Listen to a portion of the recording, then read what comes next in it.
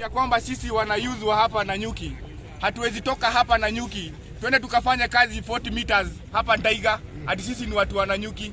Na watu wa Ndaiga ile unga wananunuaga wanakuja kununua hapa Nanyuki. Wale wakikuja raha wanakuja hapa Nanyuki. Na tujai waambia tuende wakakule raha Ndaiga. Lakini kazi sisi hatuwezi enda kufanya wapi? Ndaiga. Na sasa tunataka kuambia President of Kenya, kama unatambua vijana wa Laikipia, kama unatambua youth, hii maneno inafaa isolvio leo, tomorrow we need an answer. Kwa sababu kesho watu wanaenda kazi. Leo tuende kazi kesho. Na kama leo hatutaenda kazi, tunakubali tutafanya maandamano ya amani ya kwenda ya kusema ya kwamba sisi tumechoka na British Army, warudi kwao na tuwatambui.